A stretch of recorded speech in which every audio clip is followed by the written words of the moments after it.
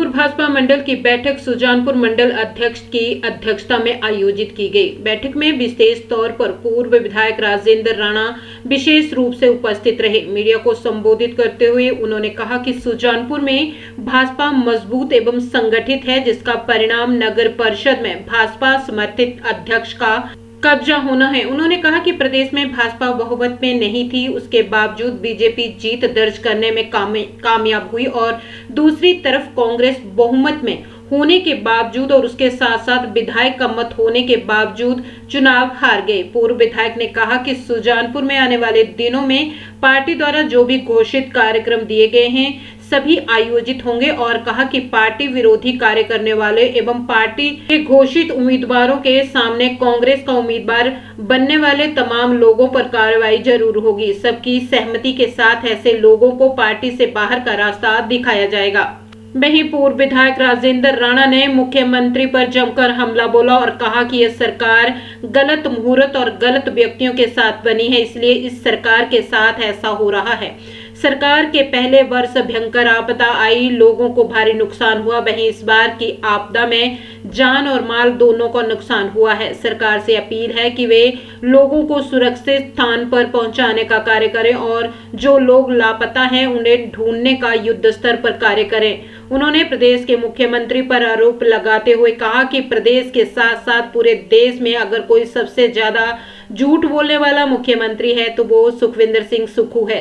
सुजानपुर में कुछ नया करने की बजाय मुख्यमंत्री पुराने कार्यों को ही धरातल पर उतार दे, यही सबसे बड़ा विकास होगा। उन्होंने याद दिलाते हुए कहा कि सुजानपुर में पूर्व में भाजपा सरकार द्वारा खोले गए दोनों डिवीजन कार्यालय बंद हैं। उन्होंने मुख्यमंत्री को याद दिलाते हुए कहा कि वे सुजानपुर में चुनावी बेला पर ये कहते थे कि वे सुजानपुर के विधायक हैं और मुख्यमंत्री भी हैं, लेकिन चुनाव परिणाम निकलने के बाद आज 2 महीने बीत गए, लेकिन मुख्यमंत्री यहां विकास करना तो दूर, जीत के बाद शक्ल तक दिखाने नहीं आए हैं।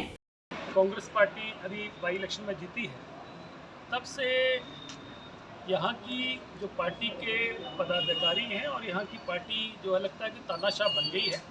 और यही कारण होता है जब कोई तानाशाह बन जाता है तो तानाशाह बनने के बाद ऐसी घटनाएं होती हैं। हमें खुशी है इस बात की कि 3 पार्षद होने के बावजूद भी, क्योंकि हमारा एक पार्षद जो है उसको उन्होंने कैंडिडेट नॉमिनेट कर दिया, उसके बावजूद भी हम लोग अध्यक्ष बनाने में सक्षम रहे हैं और ये चुनाव इसमें जीत हुई है। निश्चित तौर पर ऐसा लगता है कि ये जो तानाशाही काम पार्टी ने शुरू कर दिया है सुजानपुर में, इससे लोग जो है खफा लग रहे हैं और आने वाले दिनों में और चीज़ें देखेंगे।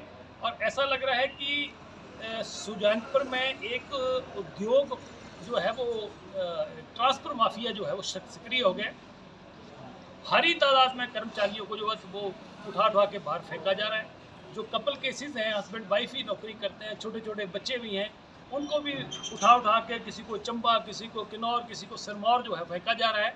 और ऐसी भी चीज़ें हमारे ध्यान में आई हैं कि कईयों को ट्रांसफ़र किया जा रहा है बाहर, बाद में उनके साथ संपर्क किया जा रहा है और उनसे जो है वो डिमांडें की जा रही हैं, कई तरह की डिमांडें की जा रही हैं। तो मुझे लग रहा है ये तबादला माफिया जो है वो सुजानपुर में सक्रिय हो गया। आज पूरे देश में, पूरे प्रदेश में जो है हिमाचल प्रदेश में जब से सरकार बनी है, पहली तो बात मैं कहना चाह रहा हूँ, जब से सरकार बनी है कि लगता है कि ये कोई मुहूर्त ठीक नहीं था और ऐसे मुहूर्त में ये सरकार बनी है। सरकार के एमएलए ही सरकार को छोड़ के चले गए। पूरे प्रदेश में पिछले साल भी इतनी तबाही हुई, इस बार भी तबाही हो रही है। तो मुझे लग रहा है कि सरकार का शगुन जो है वो प्रदेश के लिए ठीक नहीं रहा है। इसलिए कांग्रेस पार्टी को इस पर विचार करना चाहिए कि कैसे मुहूर्त में उन्होंने उतली है। पूरा प्रदेश जो है वो कर्जे के दलदल में जा रहा है। आज हर तरह का माफिया जो है हिमाचल प्रदेश में सक्रिय हो गया है और सारा का सारा सरकार का जो खजाना है वो मित्रों पे लुटाया जा रहा है और हर महीने जो है करोड़ों रुपया जो है कर्जा लिया जा रहा है। अभी भी 1 अगस्त को 1000 करोड़ रुपया और कर्जा लिया गया।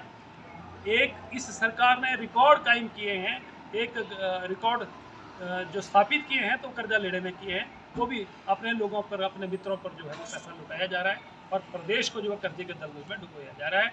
और प्रदेश का नौजवान तबका जो है, जो बच्चे हैं, पार्टी में इस पर विचार किया जा रहा है और आने वाले दिनों में देखेंगे कि जिन लोगों ने पार्टी के खिलाफ इस तरह का झंडा उठाया है और पार्टी के खिलाफ उम्मीदवार बने हैं इन सब चीज़ों को ध्यान में रखते हुए पार्टी पे सख्त एक्शन जो है वो पार्टी जो है शासनहीनता का जो काम हुआ है उसको लेकर जो है वो एक्शन लिया है। और पर सभी ने ये तय किया है कि ऐसे लोग जो पार्टी के खिलाफ काम कर रहे हैं उनके खिलाफ कार्रवाई होनी चाहिए।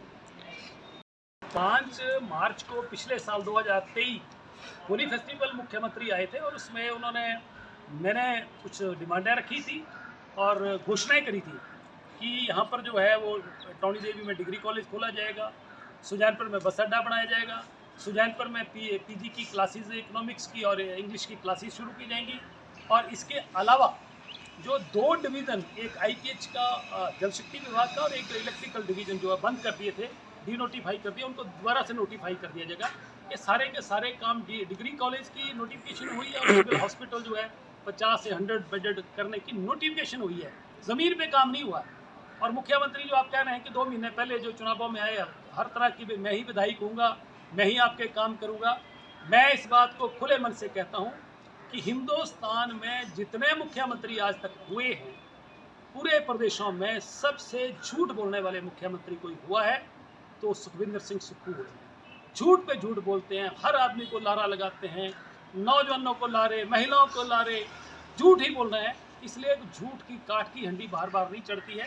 इसलिए आने वाले समय में इन चीज़ों का इन लोगों को भुगतान करना पड़ेगा और अपने जो जिनके साथ इनके जो है मतभेद की बात कर रहा हूँ मैं, उनके ऊपर झूठे मुकदमे बनाने का जो सिलसिला हिमाचल प्रदेश में शुरू हुआ है, ये सिलसिला सुखविंदर सिंह सुक्खू जी ने किया है।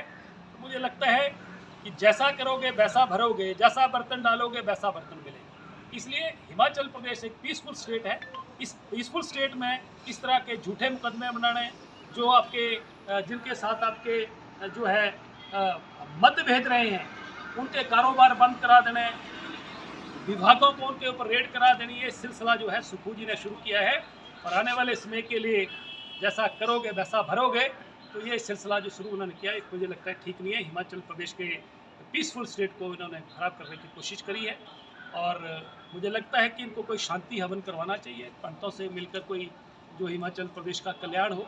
जो जिस तरीके से इन्होंने प्रदेश की जो तबाही कर रहे हैं, मुझे लग रहा है ये हिमाचल प्रदेश के भविष्य के लिए